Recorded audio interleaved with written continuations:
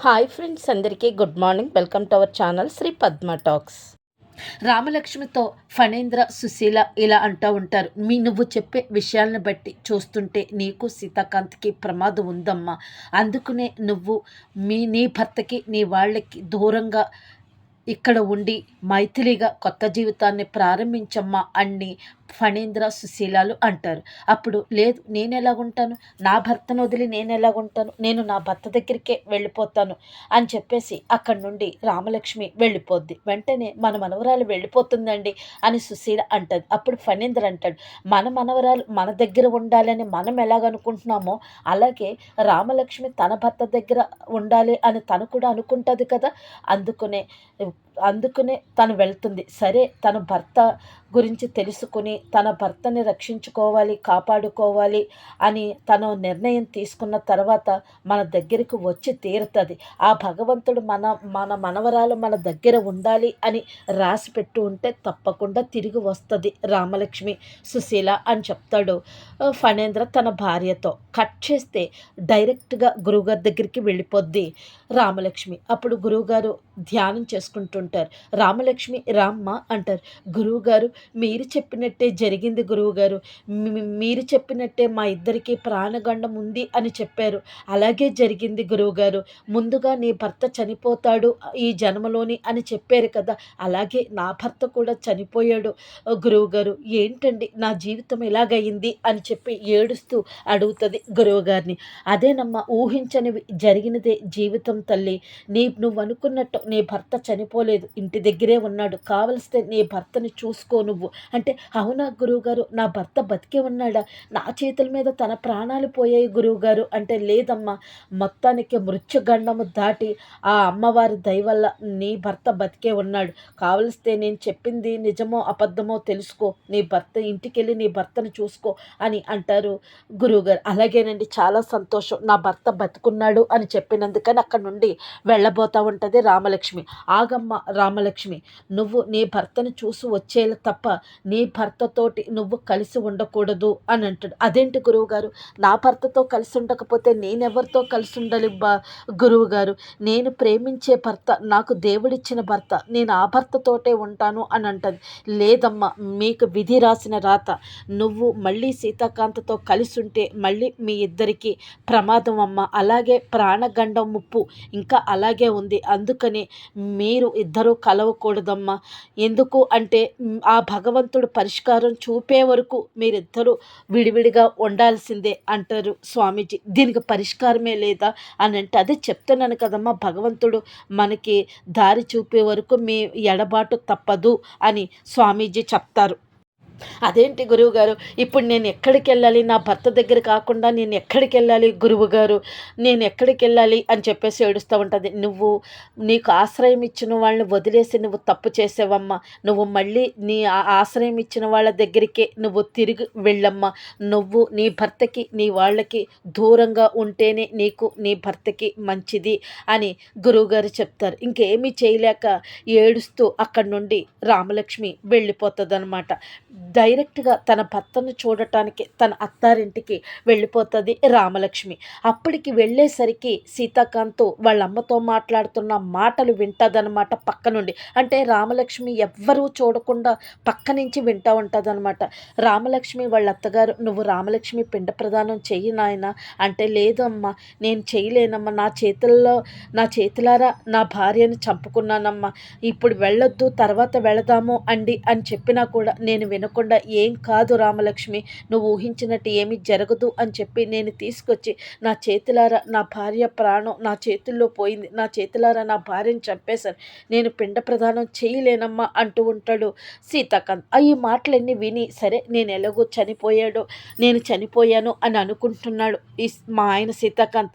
సరే, ఆయన క్షేమంగా ఆయన ఆరోగ్యంగా బాగుండాలి అంటే నేను ఆయనకి దూరంగా ఉండాలి. ఆయన దృష్టిలో నేను చనిపోయాను కాబట్టి, నేను చనిపోయానని అనుకుంటున్నారు కాబట్టి వీళ్ళకు దూరంగా ఉండాలి అని చెప్పేసి అక్కడి నుండి రామలక్ష్మి వచ్చి ఒక చోట గేటు దగ్గర కూర్చుని తన గతమంతా గుర్తు చేసుకుంటుంటుంది. అలాగే రామలక్ష్మి ఫోటో పెట్టుకుని మంచం మీద కూర్చుని సీతాకాంత్ తన గతం గుర్తు చేసుకుంటూ ఉంటారనమాట. వీళ్ళిద్దరూ కలిపి గతాలు గుర్తు చేసుకుంటూ ఉంటారు. ఆ గతం ఏంటి అంటే సీతాకాంత్‌తో రామలక్ష్మి పెళ్లి చేసుకుంటున్నట్టు, తాళి కడుతున్నట్టు, ప్రమాణాలు చేసుకుంటున్నట్టు, అలాగే పెళ్ళైన కొత్తల్లో సీతాకాంత్‌కి పుట్టినరోజు జరుపుతున్నప్పుడు, రామలక్ష్మి పుట్టినరోజు జరుపుతున్నట్టు, నా పుట్టినరోజని నీకెలా తెలుసు అంటే గొప్పవాళ్ళు గొప్ప పనులు చేసినవి తెలుసుకుంటున్నప్పుడు, ఏమేం పనులు చేశారో తెలుసుకుని గుర్తుపెట్టుకుంటున్నప్పుడు, ఆ గొప్పవాళ్ళు పుట్టినరోజులు తెలుసుకుని గుర్తుంచుకోవటం గుర్తుంచుకోవటమే కదండీ మనం చేసేది అని అన్న మాటలు, అలాగే తనకు ఉంగరం పెడుతూ ఐ లవ్ యూ రామలక్ష్మి అని చెప్పిన మాటలు, అలాగే రామలక్ష్మి నా భార్య, వైఫ్ ఆఫ్ సీతాకాంత్ అనే చెప్పే విషయాలు, వీళ్ళు అన్నీ కూడా గుర్తు చేసుకుంటూ ఉంటారనమాట, బాధపడుతూ ఉంటారు. అప్పుడు రామలక్ష్మి ఇలాగ అనుకుంటుంటుంది, కట్ చేస్తే రామలక్ష్మి ఇలాగ అనుకుంటుంది, నేను నా భర్తకి దూరంగా వెళ్ళిపోవాలి అని అనుకుని మళ్ళీ ఫణీంద్ర సుశీల దగ్గరికి వచ్చి నేను వెళ్ళిపోతున్నానమ్మా, ఆ విషయం మీకు చెప్పడానికి వచ్చాను, నా భర్తకి దూరంగా నేను ఎక్కడికో దూరంగా వెళ్ళిపోతాను అనేసి అంటూ ఉంటుంది. అప్పుడు అదేంటమ్మా, నువ్వెక్కడో దూరంగా వెళ్ళే కన్నా నువ్వు ఇక్కడే ఉండొచ్చు కదమ్మా, మాతో ఉండొచ్చు కదమ్మా, నువ్వు ఎలాగో దూరంగా ఉంటానని అంటున్నావు కాబట్టి అదేదో మా దగ్గరే ఉండమ్మా అని సుశీల ఫణీందర్లు అంటూ ఉంటారు.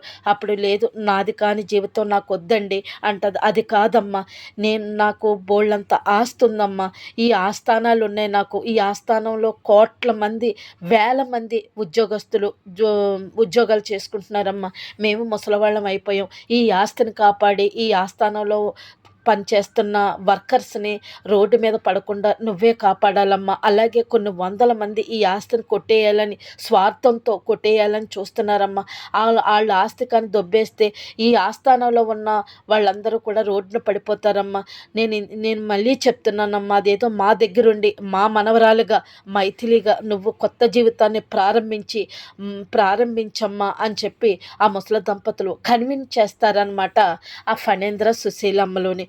చేస్తే అలా కాదు తాతగారు, నాది కాని జీవితం నాకు వద్దమ్మా, మేము చెప్తున్నాం కదమ్మా, ఈ జీవితం నీది కాదమ్మా, నువ్వు గోడ మీద చూపిస్తారనమాట ఫోటో, నా మనవరాలను చూసి మాట్లాడమ్మా, వీళ్ళంతా రోడ్డును పడిపోతారమ్మా, పోనీ మా గురించి ఆలోచించకు, ఆస్థానంలో పనిచేసిన వర్కర్స్ గురించి ఆలోచించు తల్లి అని చెప్పి మొత్తానికి ఇక్కడ ఉంచేటట్టు ఒప్పించేస్తారనమాట. ఇంక ఈ రోజు నుంచి నువ్వు నా మనవరాలు మైథిలిగా ఈ కోట్ల ఆస్తికి వారసురాలుగా కొత్త జీవితాన్ని ప్రారంభించమ్మా, మొత్తానికి మీ భార్యాభర్తల పరిష్కారం ఆ భగవంతుడే ముందు చూపిస్తాడు, మీరిద్దరిని ఎలా కలపాలో ఆ భగవంతుడే చూస్తాడు తల్లి అని చెప్తాడు. సరే తాతయ్య గారు, మీరు చెప్పారు కాబట్టి నేను ఈ బాధ్యత తీసుకుంటున్నాను అని చెప్పి గోడ మీద ఉన్న ఫోటో వైపు చూసి థ్యాంక్స్ మైథిలి, నీ జీవితం నాకు ఇచ్చినందుకు అని అనుకుంటూ ఉంటుంది రామలక్ష్మి.